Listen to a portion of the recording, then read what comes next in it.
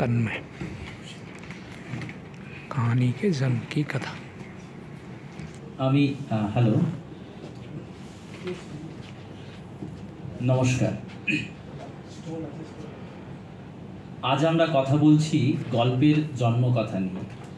একটি শব্দ, কোনো গন্ধ, কোনো ঘটনার সামান্যতম অংশ, স্মৃতির ভেতর আচমকা কুড়িয়ে পাওয়া এক টুকরো দৃশ্যপট, যে কোনো কিছুই একটি গল্পের জন্ম দিতে পারে। সাহিত্য মূল্য, গল্পের কালজয়ী হয়ে ওঠা, সেসব অন্য প্রসঙ্গ। প্রত্যেক লেখকের কাছে গল্প ধরা দেওয়ার আঙ্গিক অর্থাৎ গল্পের জন্মকথা আলাদা আলাদা। আমি আমার কথা বলি। কখনো কখনো কোনো গল্পের শুরুটা পেয়ে যাই, গল্প নিজেই তৈরি করে নেয় তার অভিমুখ। আবার এমনও হয় গল্পের শেষ লাইনটা গত 2 মাস ধরে তাড়া করে বেড়াচ্ছে। একেবারে গল্পের যে শেষ পর্যায়, সেই পর্যায়টা আরো 2 মাস বাদে গিয়ে হয়তো সে গল্পটা লেখা হলো।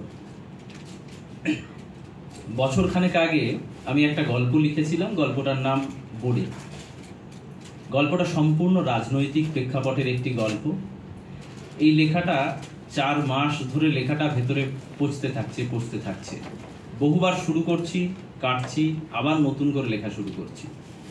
অবচেতনে কিন্তু গল্পটার বীজ ডানা ঝাপটাচ্ছে। একদিন আচমকাই শীর্ণকায় শিরা বেরোনো একটা হাত দেখলাম লোকাল ট্রেনের রড ধরে ঝুলে আছে। ওই শীর্ণকায় হাত আর সুতীব্রভাবে অস্তিত্ব জানান দেওয়া শিরাগুলোই ওই গল্পটা আমাকে দিয়ে লিখিয়ে নেয়। আমি বিশ্বাস করি যে কোনো গল্পই বেড়ে ওঠে সেই লেখকের নিজস্ব বিশ্বাসে। ধরা যাক মানিক বন্দ্যোপাধ্যায়ের অসহযোগী গল্পটি। একটি ছেলে দুর্ভিক্ষের সময় বাবার চালের গুদাম থেকে চাল বিলি করছে। তার বাবা তো সেই চালের গুদাম তার বাবাকে তৈরি করতে হয়েছে, তার জন্য তাকে সংঘর্ষ করতে হয়েছে, সংঘর্ষ, পরিশ্রম। এখন এক্ষেত্রে পার্সপেক্টিভ বদলালে কোনটা ঠিক কোনটা ভুল সেগুলো অন্য প্রসঙ্গ। একজন পাঠক যখন সেই গল্পটা পড়ছেন, তিনি ছেলের কর্মকাণ্ডকে যে সমর্থন করবেন কি করবেন না, এই ন্যারেটিভটা কিন্তু সম্পূর্ণরূপে লেখকের তৈরি করে দেওয়া। এমন অজস্র উদাহরণ দেওয়া যায়। মোটের ওপর গল্পের জন্ম কিভাবে হলো সেটা ততটা গুরুত্বপূর্ণ নয় বলেই আমার মনে হয় যতটা গুরুত্বপূর্ণ গল্পের অভিমুখ। নমস্কার।